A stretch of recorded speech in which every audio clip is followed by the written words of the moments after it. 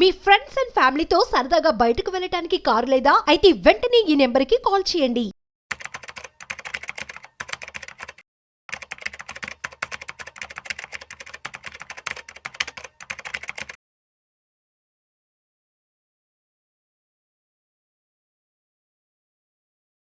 Welcome to Vishnu talks. నేను మీ విష్ణు. ప్రస్తుతం నాతో పాటు సీనియర్ స్టాక్ మార్కెట్ అనలిస్ట్ జీవి సత్యనారాయణ గారు ఉన్నారు. వారితో మాట్లాడదాం. సార్ నమస్తే. సార్ నమస్తే. సత్యనారాయణ గారు, ఈ రిలయన్స్ గ్రూప్ నుంచి ఏ వార్త వచ్చినా అది ఎప్పుడు ఏదో ఒక ప్రత్యేకతను, ఒక సంచలనాన్ని డెఫినెట్ గా తీసుకొస్తుంది. ఈసారి రిలయన్స్ ముఖేష్ అంబానీ టీం నుంచి ఒక జియో కాయిన్ రాబోతుందంట. ఏంటి అసలు ఈ జియో కాయిన్ అంటే? ఈ జియో కాయిన్ యొక్క ప్రత్యేకత ఏంటి అండ్ ఎందుకు ఇప్పుడు దీన్ని ప్రవేశపెట్టబోతున్నారు అండ్ దీని ద్వారా రాబోయే రోజుల్లో ఎటువంటి విప్లవాత్మక మార్పుల్ని మనం చూడబోతున్నాం అంటారు ఈ జియో కాయిన్ ద్వారా? ఓకే, ఇప్పుడు ఇది లేటెస్ట్ న్యూస్. చాలా మందికి క్రిప్టో కరెన్సీ అంటే అమెరికాలో ఉన్న వాళ్ళకి ఐడియా ఉంటుంది. మన ఇండియాలో కొంచెం హైలీ ఎడ్యుకేటెడ్ కానీ షేర్ మార్కెట్లో బాగా ఉన్న వాళ్ళు, క్యాపిటల్ మార్కెట్స్ లో ఉన్న వాళ్ళకి కొంచెం ఐడియా ఉంటుంది. అయితే ఈ క్రిప్టో కరెన్సీ వచ్చేటప్పటికి సుమారు 10,700 నుంచి 11,000 మధ్యలో ఉన్నాయి అన్ని కరెన్సీలు. మన ఇండియాలో ఎన్ని షేర్లు ఉన్నాయో అట్లా కంపెనీలు, అందులో కూడా క్రిప్టో కరెన్సీలు ఉన్నాయి. అయితే ఈ క్రిప్టో కరెన్సీ మనం చేయడానికి వీలు లేదు. అంటే ఎన్ఆర్ఐలు అయితే చేయొచ్చు, మనం చేయడానికి లేదు. కాబట్టి మన దాంట్లో ఓన్లీ ఫారెక్స్ ఏదైతే ఉందో డాలర్, యూరో, పౌండ్, ఎన్ల వరకు చేసుకోవచ్చు మనం. అయితే అది మామూలు ఫారెక్స్ కిందకే వస్తుంది, క్రిప్టో కరెన్సీ కిందకి రాదు. కానీ ఇప్పుడు మీరన్న వార్త ఏదైతే ఉందో ఇది క్రిప్టో కరెన్సీలో ఒక భాగం అనమాట. క్రిప్టో కరెన్సీ టైపు, క్రిప్టో కరెన్సీకి సంబంధించింది. అదేంటిదో ఇప్పుడు చూద్దాం. ఎప్పుడైతే ఈ మన ముఖేష్ అంబానీ గారు ఉన్నారో ఆయన ఏంది తన సొంత కరెన్సీని, అంటే ఆయన కూడా ఒక కాయిన్ని, అంటే ఆయన పేరుతోటే ఆయన ఏదైతే బ్రాండ్ కానీ జియో గ్రూప్ నుంచి ఆయన పేరుతోటే జియో కాయిన్ అని ఒకటి తీసుకొస్తున్నారు. ఇంకా అన్ని వివరాలు మళ్ళీ నెక్స్ట్ ఇప్పుడు తర్వాత చెప్తాము. ముందు బ్రీఫ్ గా అసలు ఏంటిది అది ఇంట్రడక్షన్ వరకు ఇప్పుడు మనం చెప్తాం అన్నట్టు. అయితే వాళ్ళు అనటం ఏంటంటే ఈ జియో కాయిన్ తోటి మీరు కనుక దగ్గర ఉంటే సింపుల్ గా జస్ట్ బ్రౌజింగ్ చేస్తే చాలు, మీకు ఫెసిలిటీస్ ఏమేమి ఉంటాయి అనేది. జనరల్గా ఏంటిదంటే ఎవరైనా కానీ ఒక బాగా, అంటే ఇప్పుడు సపోజ్ రిలయన్స్ ఉంది అనుకో, ఆయన వ్యాపారంలో బాగా అంటే ఎప్పుడు నేను ఫస్ట్ ఉండాలని, టాప్ ఉండాలని, ఎవరైతే భారతదేశ ప్రజలందరికీ నేను గుర్తుండాలని, సేవ చేయాలని, అందరికీ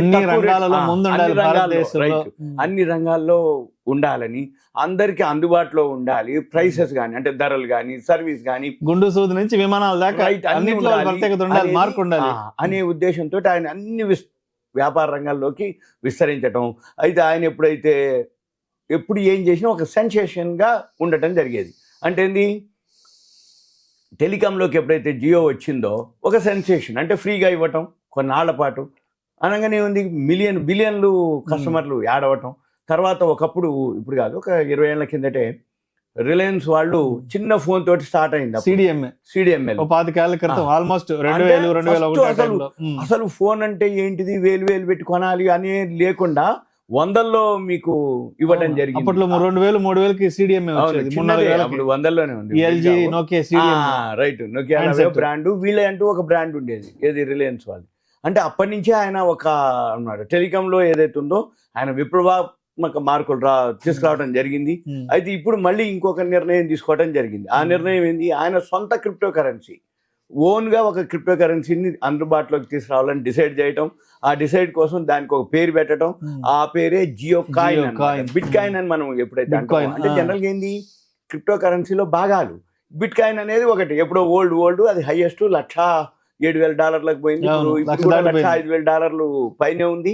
ఈ ఎప్పుడైతే ట్రంప్ రావడం జరిగిందో ఇంకా పెరుగుతుందని అంటున్నారు. అంటే తగిన మళ్ళీ పెరుగుతుందని చెప్తారు బిట్ కాయిన్ గురించి.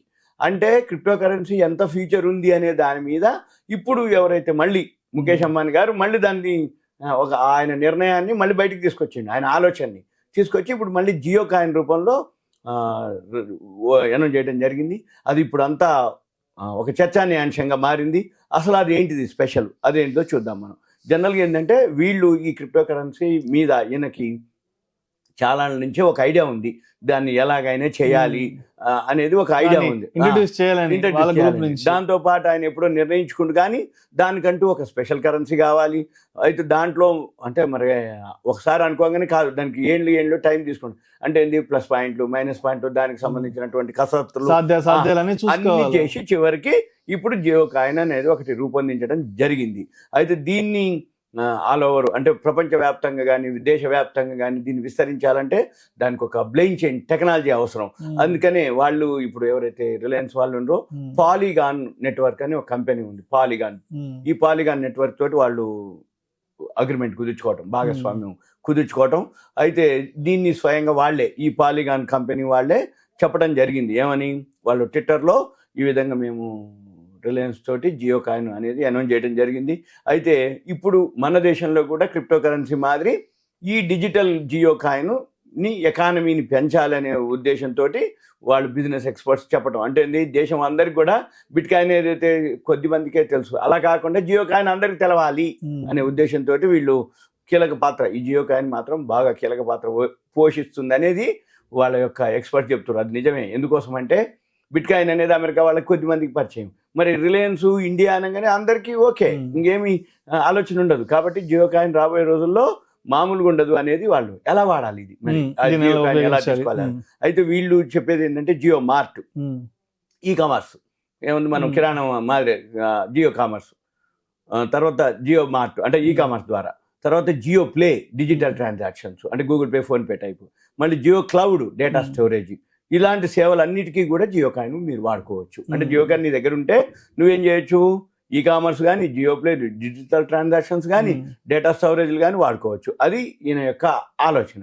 అయితే ఇప్పుడు మరి ఎలా తీసుకొస్తారు ఈ సొంత జియో కాయిన్, ఈ క్రిప్టో కరెన్సీని ఎలా తీసుకొస్తారు, అయితే దీంతో ఈ సర్వీసెస్ ఎలా అనుసంధానం చేస్తారు, ఇవన్నీ కూడా డౌట్స్ ఉంటాయి. వీటన్నిటికీ ఆయన ఎవరైతే జియో స్పియర్ అనే వెబ్ బ్రౌజర్ని ఆల్రెడీ ప్రవేశపెట్టడం జరిగింది అంబానీ గారు. జియో అంటే ఇప్పుడు ఏంది, మనకి క్రోము సఫారీ బ్రౌజర్ ఎలా అయితే ఉందో దానికి పోటీ అనమాట. అంటే గూగుల్ క్రోమ్ ఎట్లయితే ఉంటుందో ఇప్పుడు జియో స్పియర్ అని ఉంటుంది. మనం ఇప్పుడు ఇక ఈ వీడియో విన్న తర్వాత మీరందరూ ఇక చెక్ చేసుకోవచ్చు, ఏది జియో కాయిన్ గురించి ఏంది, జియో స్పియర్ గురించి అంటే వస్తూ ఉంటాయి అనమాట. అయితే దానికి పోటీగా ఇప్పుడు ఇదేం చేస్తారంటే ఈ స్పియర్లోకి వెళ్ళి బ్రౌజ్ చేస్తే జియో కాయిన్ రూపంలో మీకు ఫ్రీగా రివార్డ్ పాయింట్లు కూడా ఇస్తారట.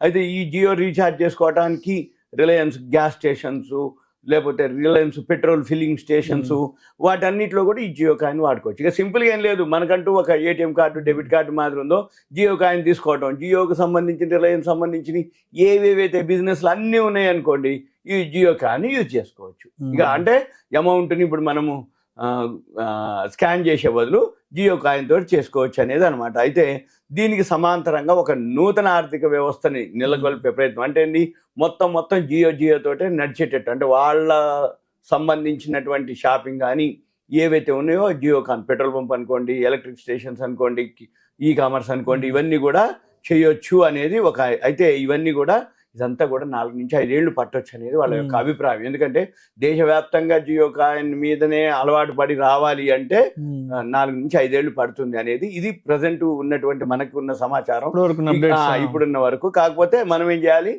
ఇంకా అప్డేట్స్ ఉన్నాయి, మళ్ళీ మనం ఇంకొక వీడియోలో మనం వాళ్ళకి చెప్తాం. కాకపోతే ఒక ఇంటి ఇచ్చినట్టు, ఒక ఇంటిమేషన్, ఒక ఐడియా ఏమని, బాబు ప్రపంచవ్యాప్తంలో అమెరికానే కాదు, బిట్ కాయినే కాదు, 11,000 కాయిన్సే కావు, మనం కూడా ఉన్నాము.